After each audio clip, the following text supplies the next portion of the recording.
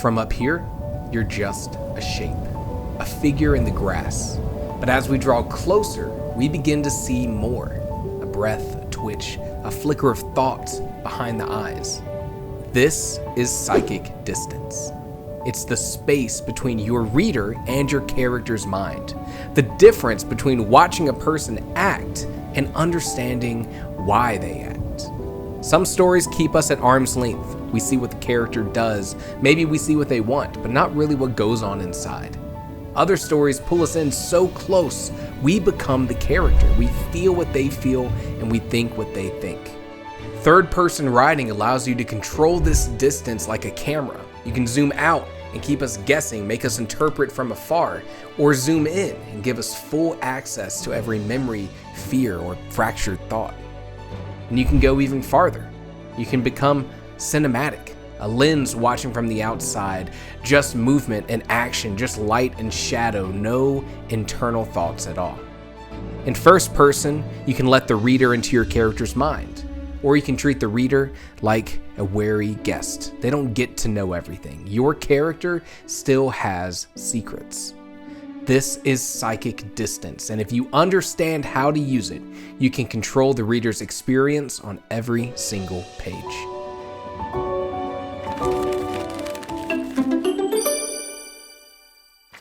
POV and psychic distance go hand in hand.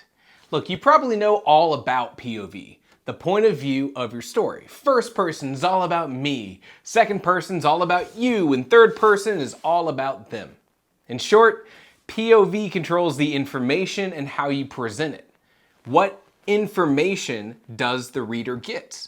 In first person, the reader knows just about everything that the character knows. We are in their head. And don't even at me about unreliable narrators right now.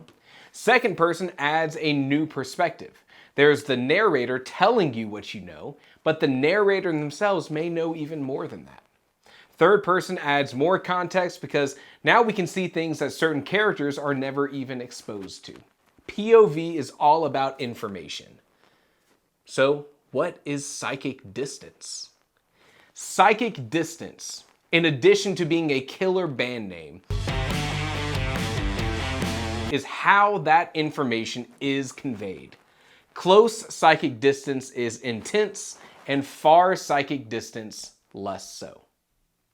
Imagine your character and a camera. The closer that camera gets to the character, the more we focus on their internal thoughts. And the further we pull that camera back, the less focus we have on those internal thoughts, the more removed we get. But also, the more focus we have on the world around the character. The first question that most people will ask is about if your psychic distance should move. Should psychic distance be locked in or not? And the fact of the matter is, this is all style. Maybe you want to lock down psychic distance. Maybe you want to use it as a tool to enhance moments. Here's an example of how psychic distance can work. We're going to use it in conjunction with pacing.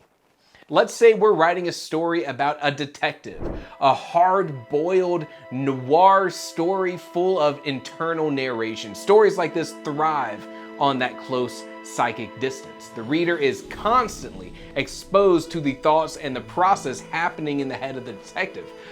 It's how we, the readers, are shown clues being put together, the detective's interpretations of actions and words, and all things about the mystery.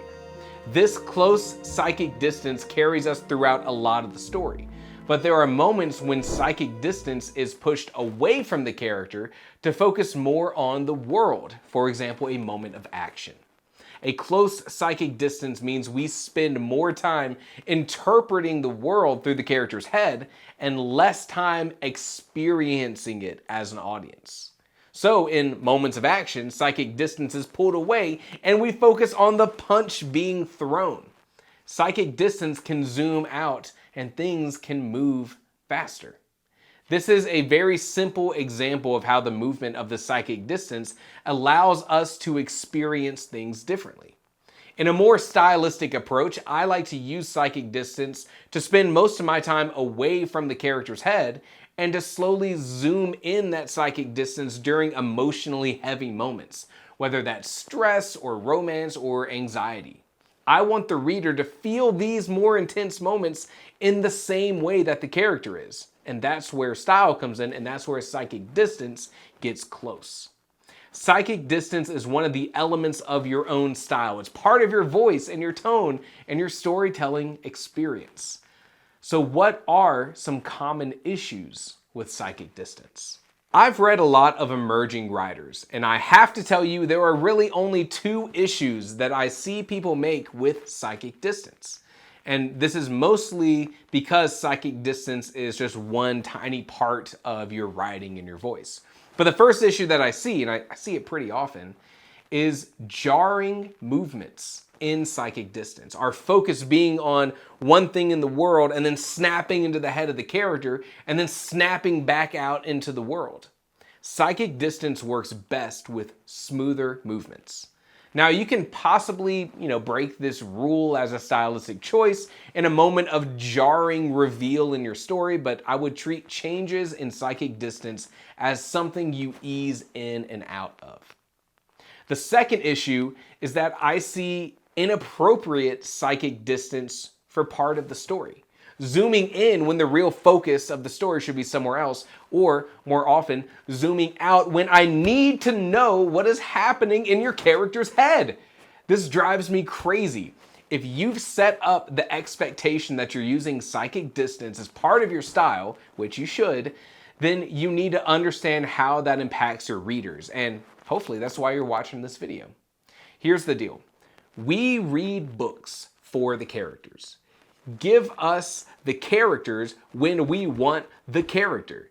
That's the sin of misusing psychic distance. There's this disconnect there. So here's what I want you to do next. When you are reading, whenever it is next that you're reading, I want you to pay specific attention to psychic distance. When are you being exposed to the thoughts and the feelings and the interpretations of your character? And when is that distance zooming out and shifting focus? Read with intention. You know I say that all the time. It is the best way to learn. What are your thoughts on psychic distance? Love it? Hate it? Think I'm full of psychic garbage? Let me know below and come hang out in the Discord with more than 500 other writers just like you.